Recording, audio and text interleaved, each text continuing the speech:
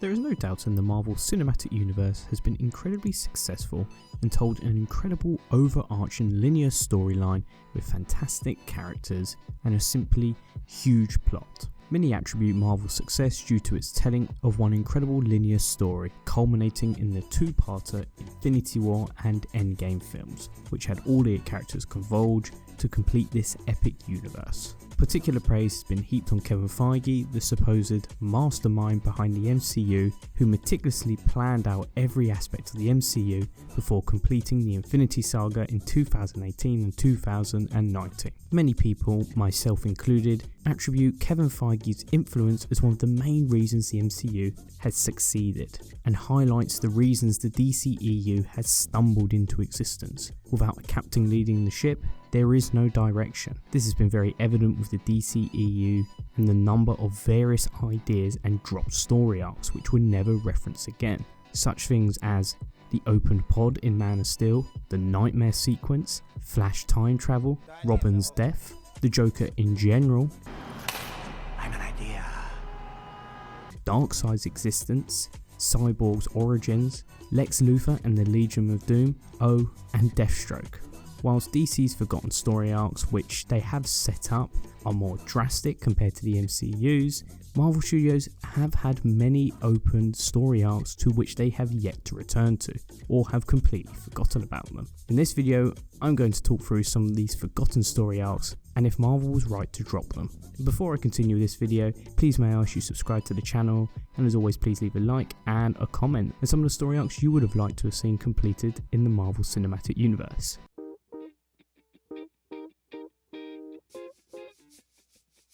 In 2013, Benicio del Toro's A Collector appeared in For the Dark World, being handed the Reality Stone from Lady Sif and Fandral. Benicio del Toro remarks, 5 to go.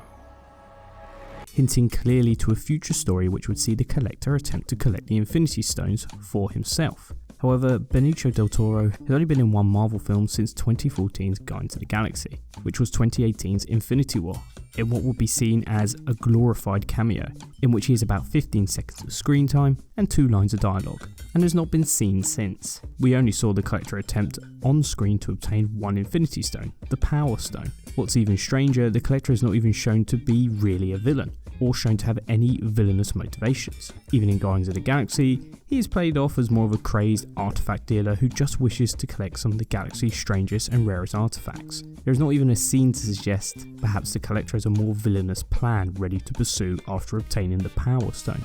Additionally, the Collector is never shown to have any superhuman abilities. In the comics, the Collector is able to manipulate cosmic energy for a variety of effects, including projecting concussive force beams and the increasing of his size and mass, which in turn increases his physical strength. What I find strangest about this character is it is played by a very well known and respected actor, Benicio del Toro, so you feel Marvel had big plans for the character to hire such a big actor to play him. Instead, the MCU moved on from the character and he has never been referenced in any films.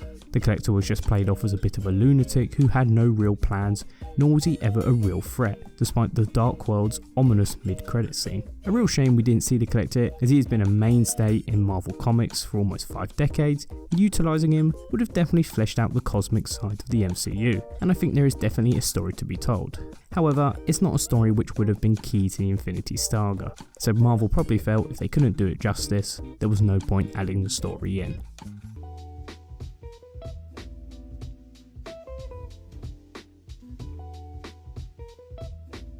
Remember that weird, uncomfortable kiss between the two characters in 2016's Captain America Civil War?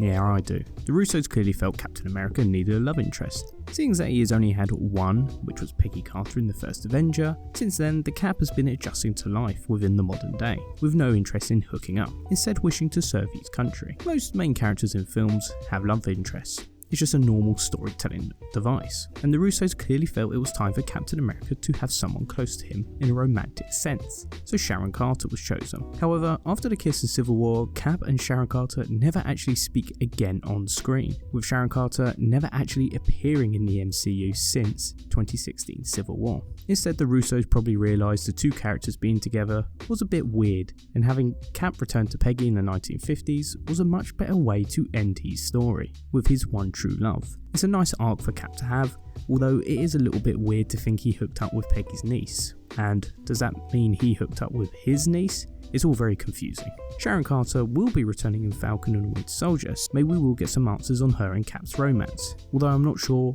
anyone particularly cares. This story was right to be dropped by Marvel, as it was weird and added nothing to either character. It's just a bit strange, it got dropped without explanation.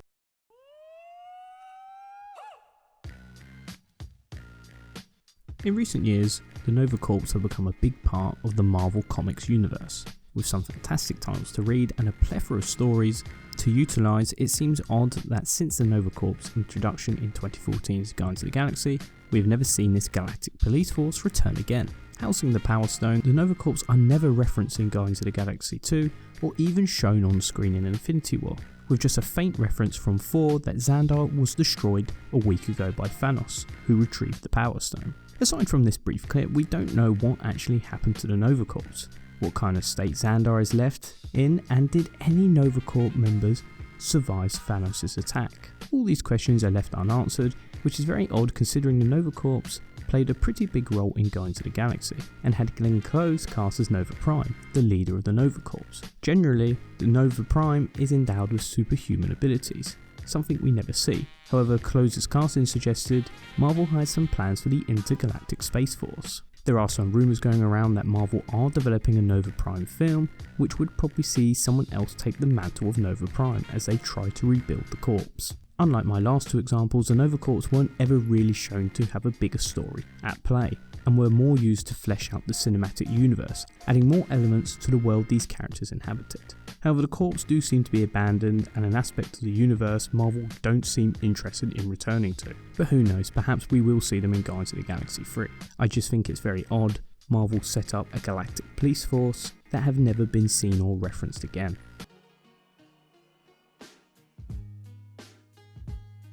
The 2008's Incredible Hulk has been treated very much at an arm's length in terms of continuity by Marvel. At one point you could have basically dismissed it as actually not being canon, until General Ross appeared in Civil War. The Incredible Hulk is probably the only film which had actual large story arcs set up which have never been truly returned to, in similar vein to DCEU's constant setups which are never returned to. The leader, one of Hulk's greatest foes, and ranked by IGN as the 63rd greatest comic book villain of all time, was set up near the end of Incredible Hulk, and was a clear hint as to who the villain would be for a Hulk sequel. However, the leader has never been seen or referenced again in the MCU. However, Kevin Feige did mention the leader and his whereabouts back in 2017, stating, "It is an embarrassment of riches of places we could go or characters we could reprise or bring back. Now that I think Ragnarok is our 17th MCU film, and you would be surprised how many it's come up. It's just finding the right place. And as I said, if you can't do it right, don't do it, or do it later.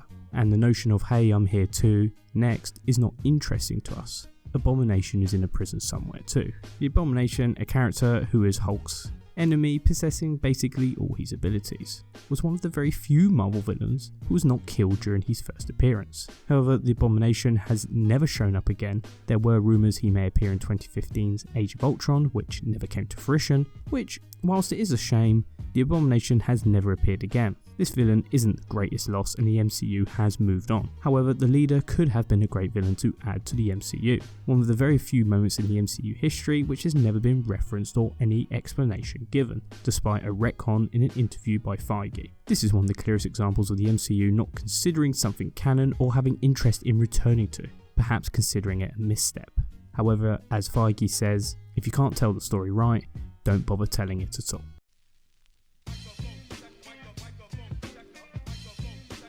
The Sokovia Accords played a huge role in Captain America Civil War. Splitting our heroes up into fractions, the Sokovia Accords asked some interesting political questions, and me, like many, felt would change the face of the Marvel Universe forever. However, the Accords have basically never been referenced again, despite a few throwaway lines. Our heroes never seem to have to deal with the Accords after Civil War, and it's an aspect in the Marvel Universe that appears was only used as a story purpose for Civil War, and not as an overarching plot point for the entire cinematic universe. It's a strange thing to add and drop immediately without explanation. The Avengers that are left after Infinity War appear to be running things, but there is no mention ever that the Accords are now old news. General Ross is even present at Tony Stark's funeral, suggesting the Accords are not in effect anymore. The Sokovia Accords were a great addition to add to the Marvel Universe, but their weight is diminished in Civil War when you know these won't have any after effect in future MCU films, and were simply a MacGuffin-esque story device used to tell that particular story. I wish the Accords stayed a bit longer to tell some deeper stories, and not just revert back to the usual upbeat, quippy films. I mean, at the end of Civil War, the Accords are still in effect. However, they do not affect Black Panther in any way. A real shame the Accords just disappeared, despite the stories it could have set up. So there we have it. Whilst the story points dropped by Marvel are not as drastic as the DCEU's, Marvel has taken part in not completing story arcs, or even continuing them. I think though, why this is not a big deal with Marvel films, because Marvel identifies story points which don't have major effect on characters and can be easily explained away. A key aspect is Marvel identifying story points which people won't ask too many questions about if they are removed, and I think it really shows they understand their audience. So many aspects within the DCEU have just been completely abandoned, as the DCEU tried to move away from Snyder's original vision, and I feel Marvel simply knows what ideas work and what don't, and always know the amount of explanation is needed for why this aspect will never be a part of the MCU again.